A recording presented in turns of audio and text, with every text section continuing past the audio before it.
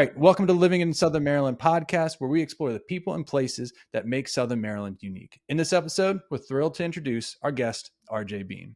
RJ Bean is a St. Mary's County native and embodies the spirit of community and dedication to progress. A devoted husband to Mel and proud father to two energetic boys, Zach and Max. RJ's love for family and commitment to building a better future are the core of everything he does. So without further ado, let's dive into our conversation with RJ. So first off, thanks for the introduction there. I feel like it's something that I might have wrote about myself to inflate my ego a little bit. No, I'm joking. It's really kind words there. But you kind of hit the nail on the head with St. Mary's Little League is. And we're all about the community down here, right? St. Mary's Little League is the league for every kid in this community. So whether a kid's picked up a baseball or softball once in their life, 50,000 times in their life, they got a spot on a team with us here at St. Mary's Little League. And we strive to instill that community spirit once they join with us, right? So we're teaching baseball and softball at the T-ball level all the way up to 16-year-old junior, senior level. But within that, we're also teaching those life lessons about being part of a team, being part of a community, ways to contribute positively to society and just be awesome at what you do, not only from an athletic perspective, but from a human perspective. And, in today's world, that's of the utmost importance, right? Teaching the youth to feel value, to feel their worth, to know their worth, to give them that confidence to take their skills to the next level. And that's what we're all about here. It's glorious. That's awesome, man. And we're part of it too. My son Sawyer plays, and RJ was his coach at one point. But it's one of those organizations you definitely feel included. From the time we were in minors to now we're in majors, and hopefully, going to continue and progress. We never felt like, we were left out or couldn't play, or even despite any kind of skill level, or any other kid too that had different skill level. It never felt like it was an exclusive kind of organization. You always felt included. And I think that's awesome. And the coaches always coach kids up, it seems like, and work well together. But this, including everyone means you have a lot of people you have to include. And it sounds like, you need a lot of people to do that. Do you get a lot of volunteers to kind of help you guys out, or how does that kind of work? Yeah. So we've, as a league over the last few years, we've seen tremendous growth. So when I took over as president about 4 years ago, our numbers from registration perspective in the spring season were right around like the 800, 850 mark. Just this season alone, spring 2023, we're already at 1,200 kids. So within 4 years, we've kind of had a huge increase in participation. And with that, 1,200 kids, that can average out to roughly, a little over 100 teams, which means we need at least 100 managers. But in reality, we need 2 assistant coaches for those teams. So we need about 300 volunteers. The younger divisions tend to get a couple more coaches because, they need a lot of assistance with running station work, things like that during practices. So any given season right now, we're looking at, 3+ volunteers that we need to sustain the organization. And that's just from the front end perspective of getting the kids the coaches they need to run practices and games. And sometimes it can be difficult. I say the difficult part is really happening in the younger divisions with the T-ball, biddy ball area. And that's just because a lot of parents might be new to the sport, might come out and say, hey, I've never played baseball or softball before. I'm not sure what I'm doing here. What's great about it, though, is we always get the managers that we need. And we as a league provide a lot of training opportunities for these volunteers to make them feel comfortable and confident in running practices and games. Little League offers a university that's free to volunteers. It's called Little League University. But then we as a local league offer what we call a coaches clinic each season. And what that is we try to bring all the managers and invite assistant coaches out. They get a safety briefing from our safety officer to, hey, look for concussion symptoms. If you have an injury, here's the process to deal with that. Those coaches get to meet with our training coordinator, who gives them tips and tricks on what to look for some proper teaching techniques to establish a foundation for the younger kiddos, and then to build upon that foundation for the older kiddos. And then we do a breakout session with the VPs for each individual division, where it's a live Q&A, and they can ask any and every question that they have on their brain about, hey, I'm new to this. How do I run a practice? What do games look like? Right. All that fun stuff. It's crazy to me too. It's crazy to me too, like all the stuff that goes in it. And I think a lot of people don't know there's so much training as a coach that you can have. And I heard you say, like, the littler ages are tougher to find volunteers. And I think it's because, like you said, they just don't know what to do. I mean, it's tough to corral a bunch of little kids. It really is. And when you're trying to corral them on a baseball field too, it can be tough. But it sounds like there's some you're not going to throw a gutter ball. There's some rails in place where you're not going to flounder by yourself. You got a lot of support behind you. And I bet that, I hope one thing from this is that a lot of people understand that there's a whole organization behind you. If you choose to volunteer, if you choose to coach, just you're thrown out to the, the cats out there in the field trying to herd little kids around. Baptism by fire, right?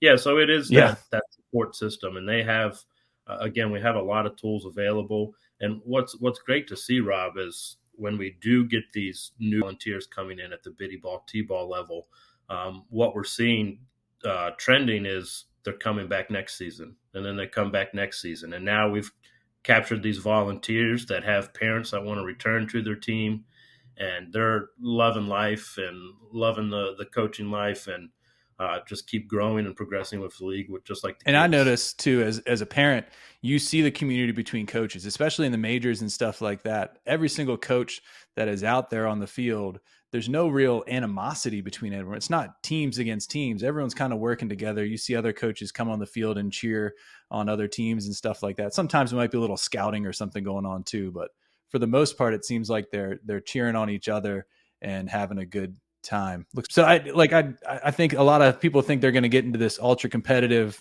high stakes thing and let their team down or let parents down, but it's not. It's a community kind of event, getting people out there and getting people enjoying a sport that everyone can participate in. Everyone has a place to play baseball. So another thing, we're talking about volunteers for coaches and stuff like that. I know personally we had some trouble with umpires. Like, is that part of St. Mary's Little League? Like, if someone's watching this and they always wanted to be an umpire, would they tell you about applying for that kind of stuff? Is there another organization they go to? Yeah. So if anybody's watching this right now, or when this gets released and they are interested in volunteering, please reach out to me. So from a nationwide perspective, I mean, you've seen it probably on your social media feeds, on the news, if you watch traditional news, and probably in newspapers across the country. There is just an umpire, a referee shortage across the nation, and we are feeling it here locally as well. Umpiring and refereeing, this is for all sports, youth sports to the professional level, is a thankless job that requires you to be kind of strong in the way you feel and the way you react to things. And I am not knocking any parent in any organization. I don't want you to think this, but it's a tough job when you're calling balls and strikes behind the dish, and you might have a parent that says, "Oh, that wasn't a strike," or "Oh, come on, Blue, you're terrible," kind of thing. Nobody wants to go out there and hear that on a Monday through Saturday when they're, essentially volunteering their time. I say essentially volunteering because our umpires are paid. So it is a paid position, but I can promise you the umpires do not do it for the pay. So right now, St. Mary's Little League, we currently pay, I want to say it's $55 for plate umpires, and then $45 for umpires that are out on the base path. I can tell you, and you've seen it, Rob, with Sawyer playing at the majors level, we have had games that didn't have umpire coverage. There were times where I myself had to umpire 3 games this season. Finding the time to do that was a little difficult, but knowing that these games, required an umpire per rule book and needed an umpire to help move the game along and manage the game, I stepped up and did it. So we're always looking for umpires. And again, back to the training thing, we have an umpire in chief on our board that runs training for the umpires. We do provide the uniforms for the umpires, and we do have discounts and help to purchase gear. And we do have some used gear that they can borrow until they get their own. It's a really nice fraternity of individuals that are there for the kids. They are not there, again, for that paycheck that they get, because it's not much money. Although people say, yes, it adds up. But I promise you, they're not there for $55 a game to get yelled at and screamed at by parents and sometimes coaches. But again, we're always looking for umpires. We are going to do an umpire advertising campaign on our social pages this summer to kind of recruit for the fall season, to get them ready for spring. So you should probably start seeing that out there as we do some Facebook ads for that. But yeah, I think that's something that I'm excited to see, the social media stuff, and I'll make sure I push it out too, because the more we have out there, the more people see that as an option, I think. For sure. So that kind of goes to this next thing, biggest challenges. Like of course, umpires on there, but what are the biggest challenges right now? I know like field usage was one we talked about before. And when you went from 850 to over 1,200 players, like that's going to be an issue, I'm sure. So is that still a big challenge for you guys, or is it starting to resolve itself a little bit? Yeah. So, with that growth, so just in 2022 to 2023, we went from, in 2022, about 1,050 kids to 2023, right at 1,200. And with that does come a lot of field availability issues. It's so on a typical night, if you have 102 teams, we're talking about 50. This is just, using easy numbers for me because I'm terrible at math. So we're looking at 50 teams that need a practice field each night, and St. Mary's Little League is only permitted about 43 fields. And that's not an, a issue or anything with Rec and Park or the county. It's just we don't have that many fields available to us, just because it's the fields haven't been built. I think the last baseball field that was built was Lancaster Park, and that was probably 20 years ago or so. So, there's two ways to look at that from a Little League perspective and from a parent perspective. From a Little League perspective, we could limit registration numbers, right? We could say, you know what, the magic number for us is like 1,000 kids. If we go any further than that, we know we're going to have field availability issues. So let's cap it. I've made the decision the last few seasons to not cap our registration. And I know that has probably made a couple parents a little angry because of field issues. But the end goal is I can't go and fight and ask for this and that from the county commissioners or Rec and Park. And fight isn't the word I want to use. I can't go to the county commissioners or Rec and Park and say, hey, we really need to look at more baseball, softball facilities because our numbers are X amount. So if I limit it and cap it, they're going to say, well, you have only 1,000 kids. Why do you need more fields? But if I let it grow organically like it has been doing, and, Babe Ruth organization, youth T-ball, travel organizations, they're doing the same thing, all growing the sport down here. It helps us get the fields that we need to keep the sport growing and sustaining. So that's kind of been the biggest issue, is that field availability. I know practices in this spring season were a little bit of a nightmare for some divisions because, well, you didn't get to feel it in majors, but no, we were good. We were good in majors. We played Wildwood once or twice, and that needs a little bit of an update. But that's the thing. Some of these fields just need updates. Like the Wildwood one, it's a neat field. It's a really cool little spot. It's tucked back in the trees. It's got that almost, classic Sandlotty type of feel to it, and just some update. I'm guessing from the county and different workers throughout there can make a huge difference. And then that's a usable field that you could use for games and practices. And same with the one, what's that, Town Creek, the Dean Field? Is that Dean Field? The one in Town Creek? It's another just really neat community field. And it's crazy that we're not seeing those maintain more. But I'm guessing there's something with the communities themselves, the county, and St. Mary's Little League. That's a lot of people coming together to have that conversation. That just takes time. Yeah, for sure. And so with Dean Field and Wildwood, we actually have agreements in place with the owners of that. So Dean Field is owned by a local family, and Little League has an agreement in place that we are essentially responsible for the maintenance of it, which this agreement just came in place not too long ago, a couple seasons back.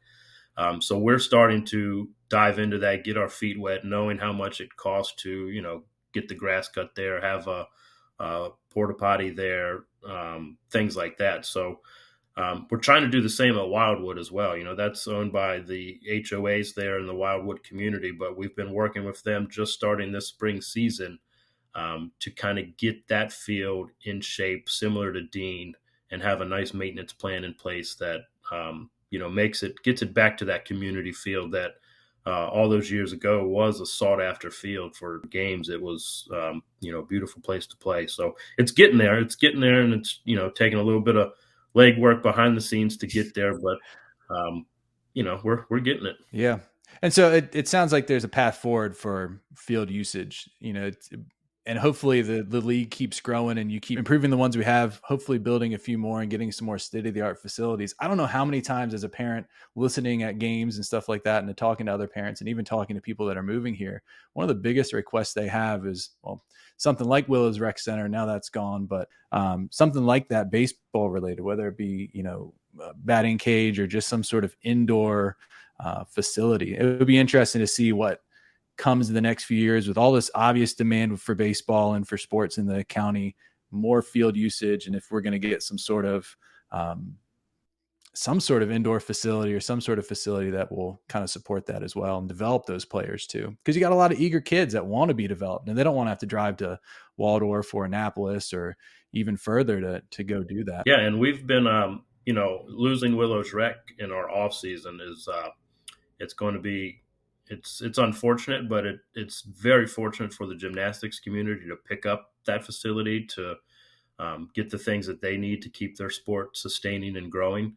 So happy to see Willow's Rec getting to put to good use for our local community. But you're right, with baseball and softball, we're missing that indoor facility that could offer the batting cage aspect, a little bit of field work, pitching work, catching work, that type of training that there are kids and families that are looking for. We got a couple things in the work, a couple irons in the fire, to speak from a league perspective, that we're trying to utilize since we know we'll be missing Willow's Rec this season. More to come on that. I can't make any announcements, but could be. I was sitting on the edge of my seat wondering what was going to be said next. I was guessing something with St. Mary's College or CSM. Those are my two guesses. We're rolling. We can talk about that one. Yeah.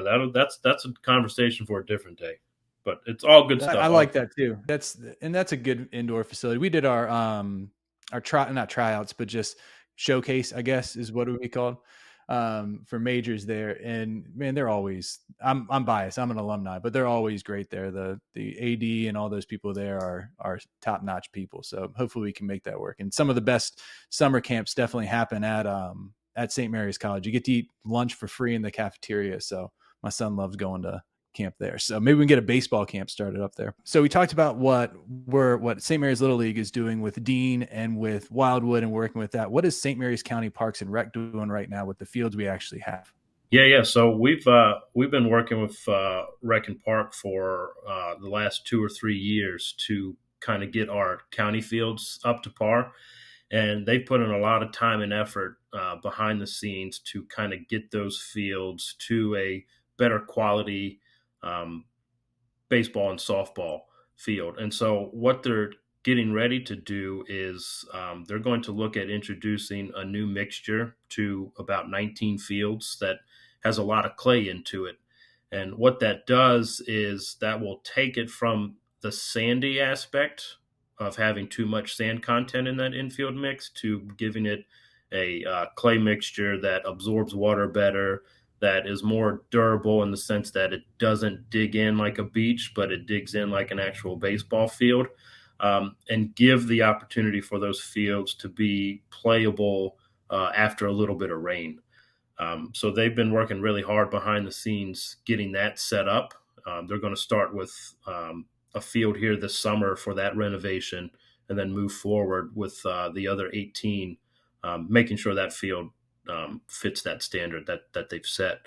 Um, we have a new light policy in place, which has been tremendous and has saved the league some money that we've worked with Rec and Park to get. They are looking at some small term improvements, such as more batting cages at some of the fields, pitchers' warm up areas at some of the county fields. All things that will help the sport not only grow, but help the kids that are currently in it get what they need from a baseball, softball perspective, right? Yeah. There is some talks later on down the road about the potential for a couple fields to do a turf conversion, specifically infield turf conversion.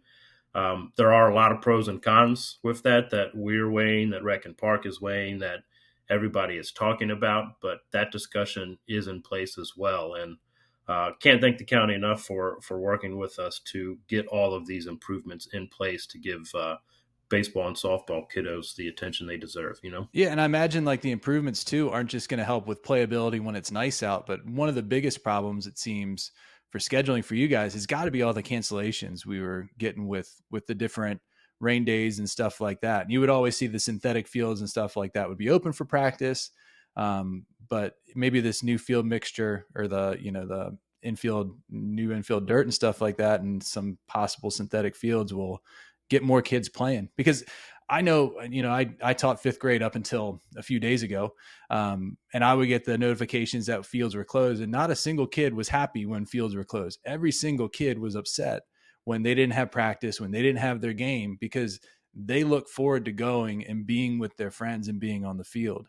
And like I said, too, from a scheduling standpoint, trying to do makeup games or trying to make up practices and all that kind of stuff, it's got to be a nightmare on your end and the coach's end too. That's what it's about, right? Getting kids out there playing baseball and softball. And with the current mixture, that it just doesn't absorb and drain like it should. But the idea and goal of this new mixture, and with Rec and Park working with an actual company, their name's Dura Edge, that specializes in baseball, softball infield mixes.